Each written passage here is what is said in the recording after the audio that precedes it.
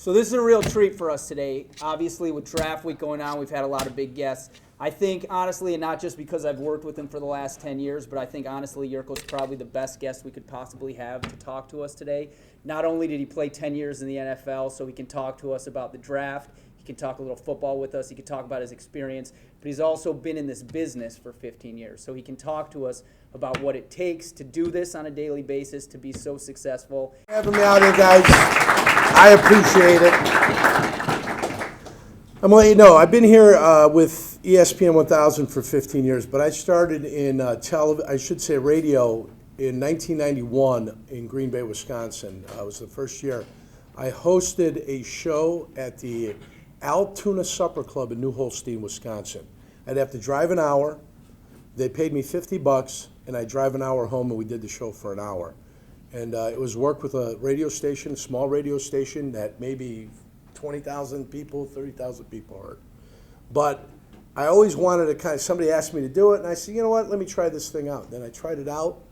It wasn't lucrative. Not a ton of people knew I was doing it, but it was a chance to be on radio.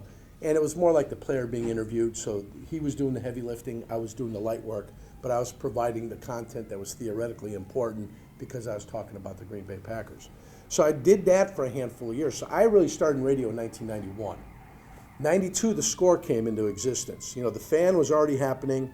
Chuck Swirsky and Chet Kopic were doing sports shows in the city of Chicago. So you knew that the sports radio thing and the sports radio shows were a viable option at some point in the future that this might happen. You know, this might become something in the city. In 92, the Score came upon the city of Chicago, and I knew Dan McNeil. So at some point I said to myself, while I was doing radio for free or for peanuts back then, that if I work this thing right and I work it right and I work it right, eventually one day I'm either going to be able to go into radio or to television, you know, or a coach. I had options. I could coach and stay in football, but you're going to move every 3-4 years as a coach, or you get a job someplace in radio or television and you get to stay one place with your family and you don't have to move here or there. Fortunately for me, in '94 I did an interview with Jay Mariotti in the Chicago Sun-Times. I actually did it with Mark Potash, and then Mariotti didn't have anything to write and stole all of Mark Potash's notes and ended up writing the article like he had talked to me, but I never talked to Jay Mariotti.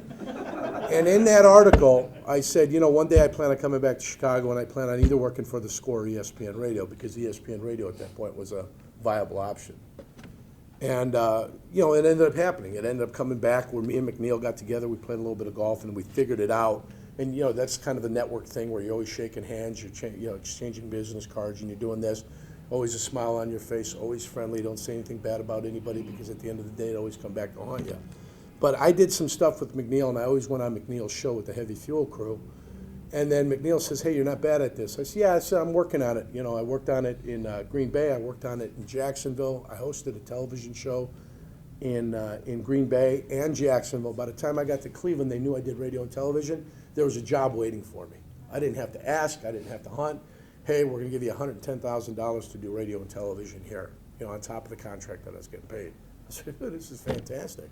I made less, by the way, my first year in Chicago working in the afternoon than I did as a player doing radio once a week and television once a week. So it's the craziest thing in the world, but it ends up working out. So either way, I knew what I wanted. I knew where I was going. I knew that I had to foster relationships. As you start moving about the business, you've got to shake hands, you've got to pat backs, you got to show up at places, you know, got to talk to people in charge. Danny's like in charge of our station a little bit. My executive producer, Abdallah, who teaches here too, but Adam Delavitt, you'll notice him. He's about 4'4", wherever you see him at. Bald head. You'll find him. But Adam Delavitt is the guy that's the program director at our station, makes a lot of decisions. He's the one that recommends the talent. So if you see us out anywhere and we're doing something at Public House or we're doing something down at Kroll's on 18th and Michigan here, wherever we're at, you always feel free to come in and shake hands. We've had great interns back when we used to have interns. Alex Maragos, who's on Channel 5 right now, was one of our interns with us. Danny Parkins, who's on in Kansas City, was one of our interns. There's a couple guys, Bernfeld, a couple guys that we met that were our interns we met out in Bristol, Connecticut, that were working out at Bristol, Connecticut, having some fun. So, you get to know our guys, you get to kind of rotate with those guys, you get to shake hands, you never know the opportunities that will be made available over the course of time. When I started in radio back in 91, 92, it was a more familial relationship you had with your radio station. You were like part of the family. And when I started at ESPN, it was like you were part of the family. And as corporate America is, and this shift has happened probably over the last 12 to 14 years, as corporate America has taken over, and we were part of ABC Radio, we were part of ESPN Radio. Before that, they were part of like Evergreen or some other radio group.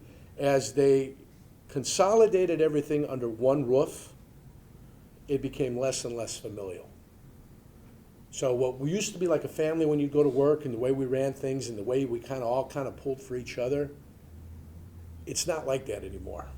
That's gone. It's almost become cold and institutional.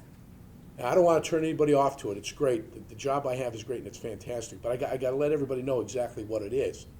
They want you now to do 4 times the work for about half the pay. That's what they look for now in this industry.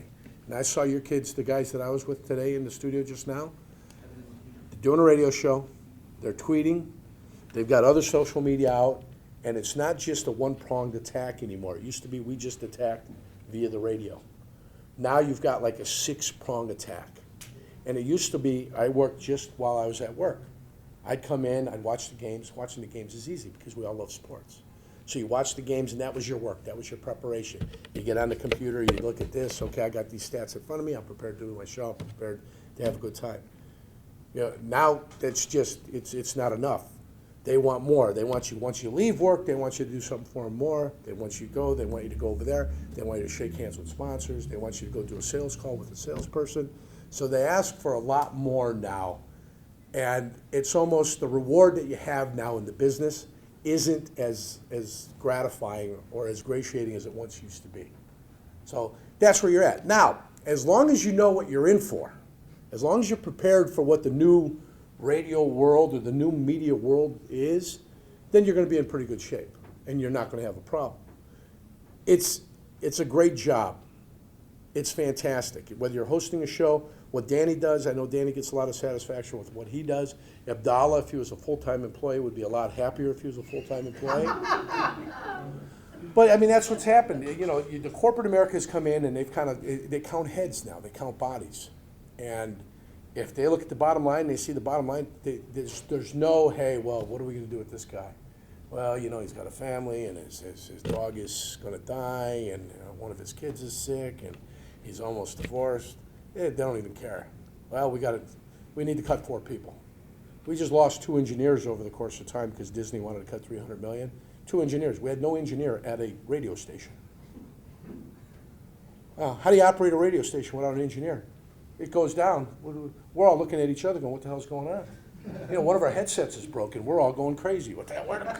We're kicking stuff going, where the hell's our headset? What the hell are we going to do?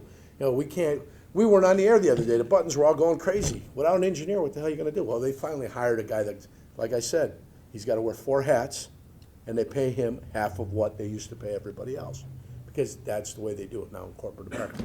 So now you just have to know that you've got to be ready and prepared to do a whole lot more than you did before. Okay? But once you get there, once you get into your job, and once you can let it blossom and you can let it grow, then you're going to find some self-satisfaction once you finally get there. The problem is getting your foot in the door, and then getting through the door, and then getting your position, getting it established, and getting ready to rock. Once you're there, you're going to be in good shape. But it's going to be a pain in the ass to get there. It's not going to be easy. And like with any profession that's out there, it's not easy. I mean, I got guys that want to be pipe fitters. It ain't that easy to become a pipe fitter anymore. Used to be you had somebody you knew in the trades, they'd get you in, they put your name in, you're on a list, you get in, you go to an apprenticeship program, 4 or 5 years, and the next thing you know, you're out there making $40, $50 an hour. It's not like that anymore. They can't take anybody. You go on a list, you got to be one of the top 5%, then you get a chance and opportunity, you miss a day, you're gone, you're done. Okay? So things are a lot more people, a lot fewer jobs because everybody's cutting everything. So it's more competitive than it's ever been. And you've got to be able to sell yourself. And the only way you sell yourself is by going out and getting yourself experience. You know, when you say, well, how do I get experience? If I can't get a job on the radio, how do I get experience? You've got to go find an internship with the Joliet Jackhammers or the Cook County whatever they are, or local minor league hockey team that needs somebody to do some announcing with. Or maybe you contact them and say, hey, listen, you mind if I do your games or do something like that? You know, there's something available. I saw you out. Chet Kopic was out there interviewing people, right? Yep. And they were doing the local minor league hockey, the high school hockey games.